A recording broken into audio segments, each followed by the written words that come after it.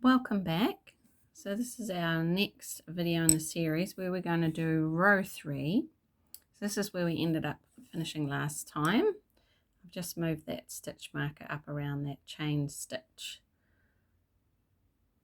from row 2. So we're going to work in a similar fashion. The corners will be the same in the next row where we've got 2 groups of 3 stitches and 2 chains. And then we're going to add a group of 3 double crochet into the sides on this previous row here.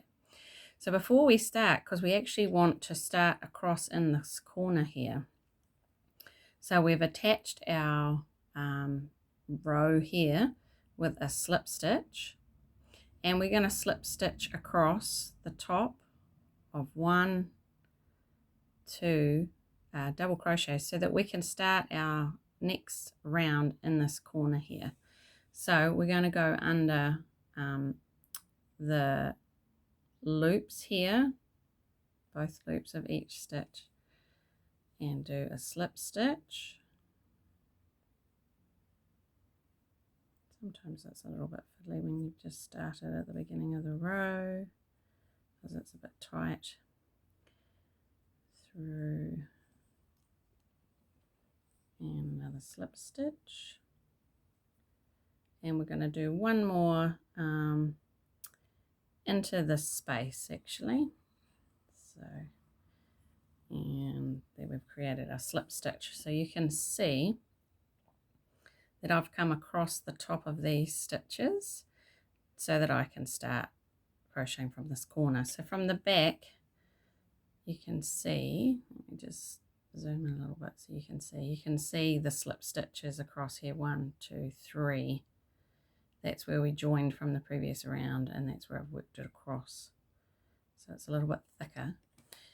And then we're going to, as we get to this corner, then we're going to do our 3 chains to come up to the height of the double crochet for this first corner. So 1, 2, 3, and that's our 3 chains. So I'm going to move the stitch marker just so that we know that's the 3 chain where we started our row. So now I'm going to work into this corner. So I'm going to do 2 double crochets to make this group of 3 stitches in this part of the corner.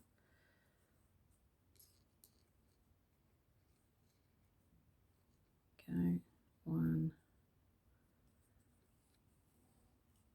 and 2. Here we go. So we need to do our 2 chains for the corner. Oops.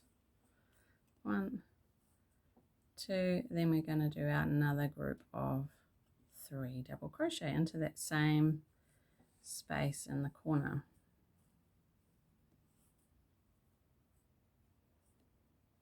Again, 2 more, yarn over, through, yarn over. Remember we've got 3 loops, so yarn over through 2 sets of 2, and then 1 more stitch, and we will have formed that corner. So I'll just lay it flat so you can see.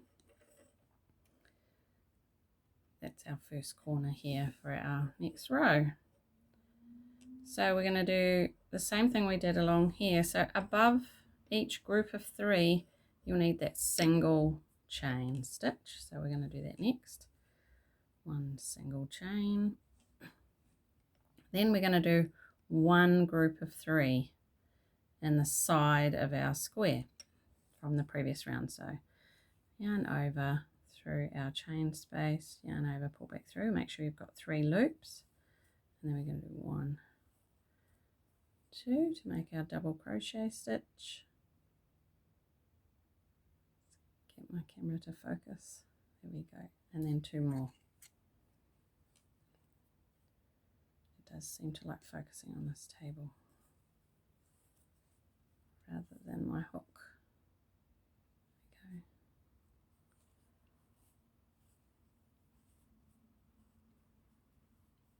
There we go. So you can see I've done my corner, I've done my 1 chain space, and then a group of 3 double crochets. So we're going to carry on along like that. So I've got another space before I get to my corner, another group of 3. So I'm going to do a chain, and then I'm going to work into the second corner just the same. So this time, oops, let's just get this camera to focus. 3 double crochets,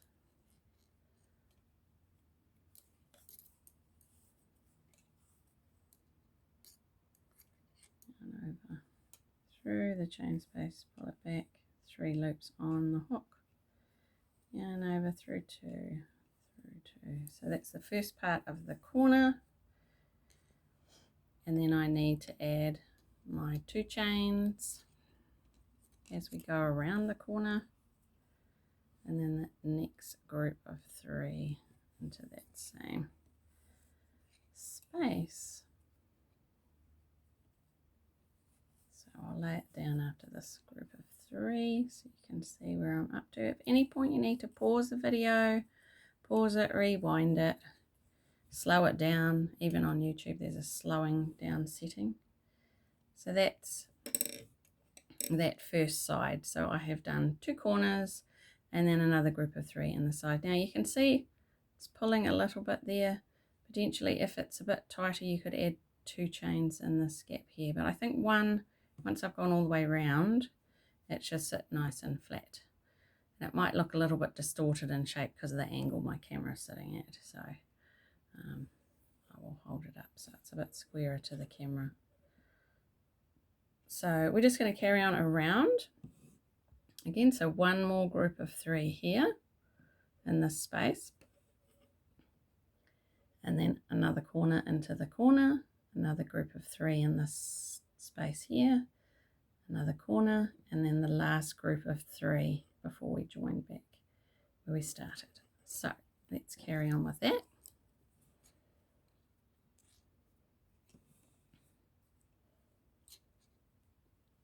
So I finished there with a double crochet, so I need a chain stitch, then 3 double crochets.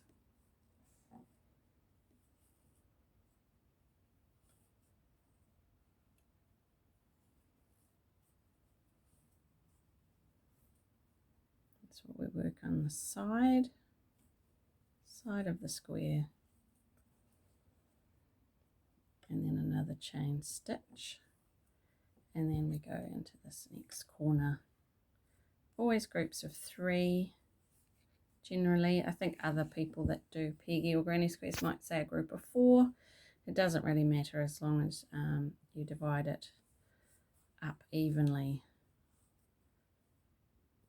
So for each side, and just be consistent whether you're doing groups of 3 or 4 stitches. So 2 more chains after I finish that group of 3 as we turn the corner. Another group of 3 into the same space. So remember our double crochet, yarn over the hook first, through the space, yarn over, pull it back through. Always have 3 loops once we've come back to the front of our work. Yarn over through 2 loops, yarn over through 2. 1 more stitch like that to complete that corner. There we go, I've done 3 corners now. 1 more side here, 1 more corner, and then last side to complete the round. And I will be showing some options later with some yarn colour changes. It's quite nice to have alternating colours if you like. It can get quite pretty, but 1 colour while you're learning is perfectly fine. So I finished here my last double crochet, so I need a single chain before I continue. Single chain and then into this space here on the side. Again, 3 double crochets, and that's the pattern. So when we've completed this round, I'll show you for the subsequent rounds what you would do. So again, 1 more chain before we get to the last corner, and then our 2 groups of 3 double crochet. 1,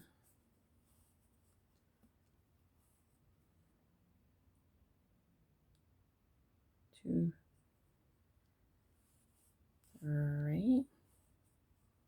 Again, if you've forgotten the stitches at all, remember you can go back to the original videos on the playlist. So we've got 2 chain there. Original tutorials on the playlist have all the stitches nice and slow, so you can learn each one. And our last double crochet for this corner. Okay, so let's lay that down and have a look what we've got so far. Hold it up a bit squarer to the camera. There we go. So we've just got this last side to do, and then we can join it, and that's 3 rows of a piggy square. So again, I finished with my last double crochet here. I need to do 1 chain, and then we're working into this last side with 3 double crochets.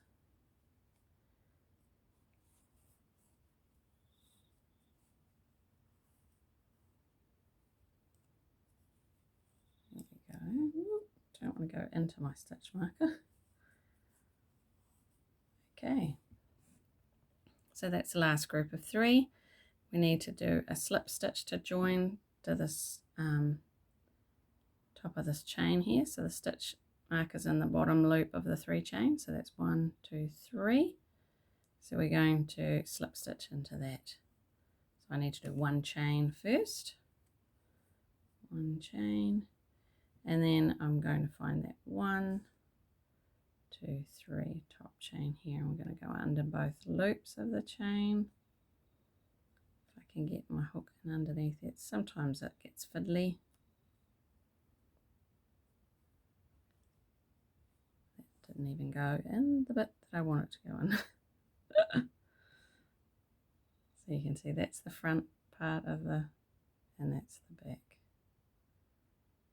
And my hook does not want to go in there. There we go. So we've got 2 loops of that chain.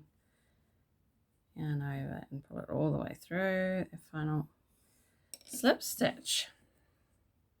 That final slip stitch was the fiddliest thing for the whole square. So there you go. That's our 3rd row.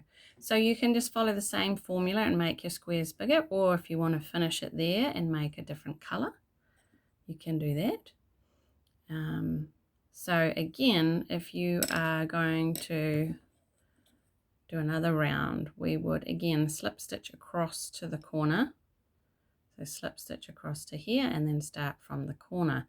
And as you'll see, we now have 2 chain spaces down each side between the corners. So you would do a group of 3 in each of those chain spaces. So that's the only difference. The corners are identical. The sides is just the number of groups of 3 down the side. So a group of 3 in every chain space. So this side would have a group of 2 in the corner, a group of 3 here, another group of 3 here, and then a group of 2 in the corner. And you can build it up, so you could just keep going round and round and make your square bigger and bigger. Or you could do small squares and join them together for a project such as a scarf or a blanket.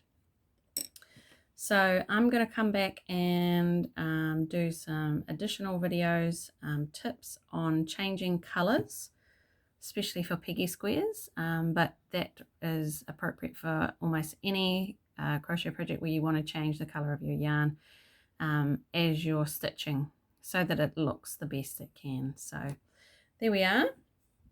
That's, I think, the last of this series for this 1 colour piggy square, and I'll come back with some multiple colour options in the next series. So I'll see you there.